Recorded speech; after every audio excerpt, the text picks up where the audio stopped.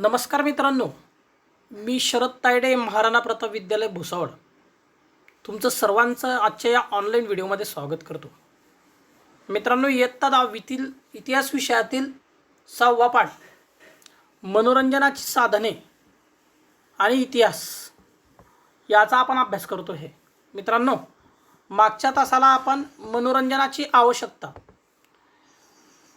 आणि मनोरंजनाचे जे वर्गीकरण आहे कृतीयुक्त आणि अकृतीयुक्त, त्याचबरोबर कठपुतल्यांचा प्रयोग या 3 वेगवेगळ्या प्रकारांचा अभ्यास केलेला आहे. मित्रांनो, आज आपल्याला दशावतारी जो नाट्य प्रकार आहे त्याचा अभ्यास करायचा आहे. मित्रांनो, हे चित्रामध्ये तुम्ही बघू शकता. या चित्रामध्ये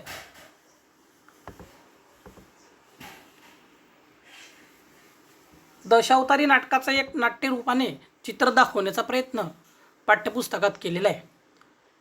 मित्रांनो, मनोरंजनाची साधनं त्या काळामध्ये वेगवेगळ्या प्रकारची अस्तित्वात होती.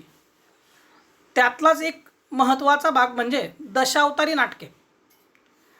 रामायण या महाकाव्यावरती, या धर्मग्रंथावरती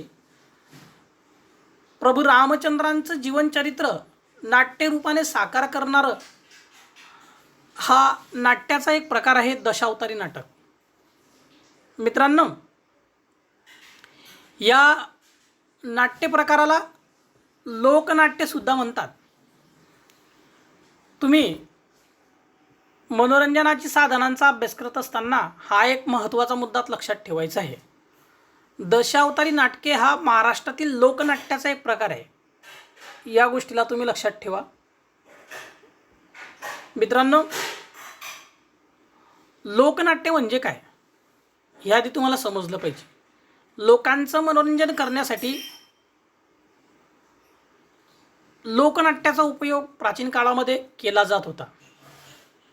लोकनाट्य सादर करत असताना त्या नाट्याचा जो विषय आहे तो विषय सर्वसामान्य जनतेपर्यंत लोकांच्या वेगवेगळ्या अभिनयातून पोहोचवणं हे त्याचं मुख्य उद्दिष्ट होतं. आणि महाराष्ट्रातला लोकप्रिय नाट्यप्रकार होता. त्याचबरोबर आपण जर अजून विचार केला, सुगीनंतर कोकणात या शब्दाचा अर्थ लक्षात घ्या. जेव्हा पेरण्या केल्या जातात आणि पेरण्या करून शेतामध्ये राबून शेतकऱ्याचं पीक जेव्हा भरामध्ये येतं, ते उत्पन्नाच्या कापणीच्या वयावर येतं, तेव्हा ते पीक काढणीला येतं. तेव्हाचा जो काळ असतो तेव्हा त्याला सुगीचा काळ असं म्हणतात.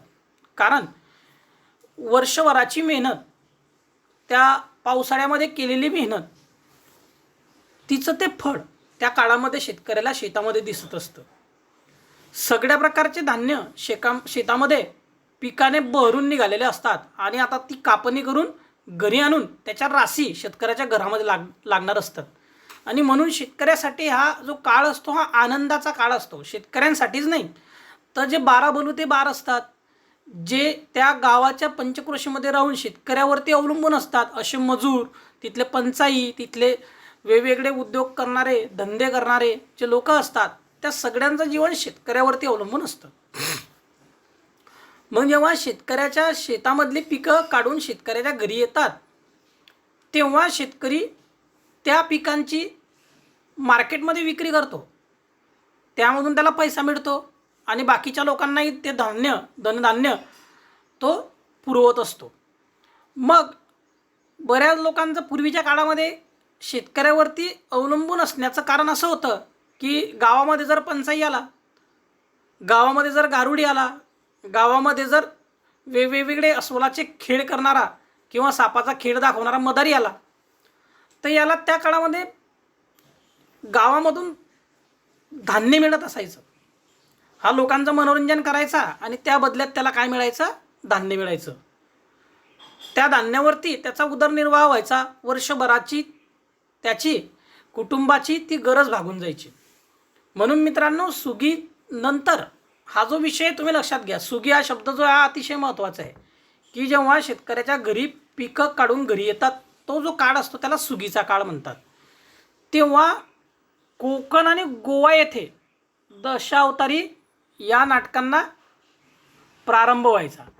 आता गोव्यामध्ये आणि कोकणामध्ये दशावतारी नाटकांचा प्रयोग या सुगीच्या काळामध्येच का व्हायचा याचं उत्तर तुम्हाला मिळालेलं आहे. कारण त्या काळामध्ये शेतकऱ्याच्या घरामध्ये, सुगीच्या काळामध्ये शेतकऱ्याच्या घरामध्ये वेगवेगळ्या प्रकारच्या धान्यांची रास लागलेली असते आणि शेतकऱ्याच्या घरामध्ये खूप धान्य असल्यामुळे तो गावामध्ये येणाऱ्या या बाराबरुतीदार लोकांना सगळ्या प्रकारचं धान्य पुरवतो. त्यामुळे त्या काळामध्ये जे मनोरंजन करणारे लोक होते ते सुगीच्याच काळामध्ये मनोरंजन करायला यायचे. कारण शेतामध्ये राबून पिचलेलं शरीराला मनोरंजन करण्याचा तो काळ होता, त्याला थोडासा आनंद आल्हाद देण्याचा तो काळ होता. आणि शेतकऱ्याचं किंवा कामगारांचं त्या कलावंताने मनोरंजन केलं, त्याचा विरंगुळा केला म्हणून तो शेतकरी त्या लोकांना धनधान्य देत होता. म्हणून इतर काळामध्ये ते लोक गावामध्ये दिसत नाही. फेरीवाले तुम्हाला गावामध्ये केव्हाही, शेतकऱ्यांचं गाव असेल तर त्या गावामध्ये फक्त सुगीच्या काळामध्ये हे लोक येत असतात. कारण त्याच काळामध्ये त्यांना भरभरून धान्य शेतकऱ्याकडून मिळतं. अन्यथा जर तो उन्हाळ्यामध्ये गेला, तो जर पेरणीच्या काळामध्ये गेला तर तेव्हा लोकांच्या कामाची लगबग असते, घाई असते, लोकांकडे वेळ नसतो, सर्व आपल्या शेतीच्या कामांमध्ये मग्न असतात. म्हणून त्या काळामध्ये कोणतेही कलावंत जे फिरस्ते असतात, लोक कलावंत असतात, मग ते त्या काळामध्ये वेगवेगळ्या काळांमध्ये त्यांच्या कला सादर करायला जात नाही. ते सुगीच्या काळामध्ये आपल्याला गावांमध्ये कला सादर करताना दिसत असतात. तसंच दशावतारी हे नाटकसुद्धा सुगीच्या काळामध्ये कोकण आणि गोव्यामध्ये सादर करताना ते कलावंत दिसतात. याच्या मागचं कारण तुम्ही लक्षात घेतलं पाहिजे. त्याच्यानंतर मित्रांनो, कुर्म, वराह, नरसिंह, वामन, परशुराम, राम, कृष्ण, बुद्ध, कल्की हे जे 10 अवतार आहे भगवंताचे, या 10 अवतारांमध्ये वेगवेगळ्या प्रकारचं कार्य प्रत्येक अवतारामध्ये भगवंताने केलेलं आहे. आणि मित्रांनो, हे सर्वसामान्य जनतेपर्यंत त्यांची रूप, त्यांचं कार्य पोहोचलं पाहिजे, धर्मप्रचार आणि प्रसार झाला पाहिजे, भगवंताचं कार्य सर्वसामान्य जनतेला माहीत झालं पाहिजे. म्हणून या दशावतारी नाटकाच्या माध्यमातून कोकणात, गोव्यात आणि महाराष्ट्रामध्ये सुद्धा वेगवेगळ्या भागांमध्ये दशावतारी नाटकाचा प्रयोग केला जातो. पण तो प्रयोग केव्हा केला जातो? सुगीच्याच दिवसांमध्ये केला जातो. हे तुम्ही लक्षात घेतलं पाहिजे. कारण सुगीच्या दिवसामध्ये करण्याचं कारण एकच, की लोकांचं मनोरंजन होतं, लोकांकडे धार्मिक ज्ञान पोहोचतं, येतं आहेच, पण त्याचबरोबर त्याच्या बदल्यात, त्या मनोरंजनाच्या बदल्यात त्या कलावंतांना त्यांच्या वर्षभरासाठी लागणारं धनधान्य त्या भागामध्ये मिळत असतं. म्हणून ते या काळामध्ये दशावतारी नाटक वेगवेगळ्या भागामध्ये सादर करत असतात. मित्रांनो, सर्वप्रथम सूत्रधार, विघ्नहर्ता गणपतीला आवाहन केलं जातं. तुम्हाला सगळ्यांना माहिती आहे की गणपती हा कोणत्याही गणपतीच्या पूजनाने आपल्या भारतामध्ये कोणत्याही कार्याची सुरुवात केली जाते. विघ्नहर्ता त्यांना म्हणतात. म्हणून तुम्ही नाटक बघा, तुम्ही दशावतारी नाटक बघा, या प्रत्येकाच्या सुरुवातीला विघ्नहर्त्याला प्रार्थना करून प्रसन्न करण्याचं कार्य केलेलं असतं, प्रसन्न करण्याचा प्रयत्न केलेला असतो. त्याचा उद्देश एकच असतो की त्यांच्या या कार्यामध्ये कुठल्याही प्रकारचं विघ्न येऊ नये असा भाव त्याच्यामध्ये असतो आणि ते कलावंत त्या पद्धतीने ते सादर करत असतात. मित्रांनो, दशावतारी नाटकातील पात्रांचा प्रमुख भाग काय असतो तर तो पहिला भाग असतो अभिनय. कारण दशावतारी पात्र सादर करत असताना अभिनयाला खूप महत्त्व आहे. त्याचबरोबर त्यांची रंगभूषा, वेशभूषा ही सुद्धा महत्त्वाची आहे. जे त्या भागामध्ये जातात त्या भागातल्या परंपरेनुसार, त्या भागातल्या भाषेनुसार, त्या भागातली जे लोकांची राहणीमानाची पद्धत आहे त्याच्यानुसार ते तिथं त्या भाषेमध्ये ते दशावतारी नाटक नाट्यप्रकाराने सादर करत असतात. नाटकातील बहुतेक भाग हे पद्यमय असतात. कारण पद्यमय भाग एक ऐकायला कशा असतात, गोड असतात. कमीत कमी शब्दांमध्ये मोठा भावार्थ त्यामध्ये सामावलेला असतो. त्याचबरोबर त्याच्यामध्ये काही संवादाची पात्र असतात, म्हणजे स्वयंस्फूर्तीने ते बोलत असतात. हे पण तुम्ही लक्षात घेतलं पाहिजे. त्याच्यात जे पात्र असतात ते अतिशय प्रसंगावधान ठेवून संवाद रूपाने स्वयंस्फूर्तीने संवाद त्यामध्ये चालू असतो. त्यामध्ये देवांसाठी लाकडी मुखवटे वापरतात. नाटकाचा शेवट हंडी फोडून दहिकाला वाटणे व आरती करणे या कृतीने होतो.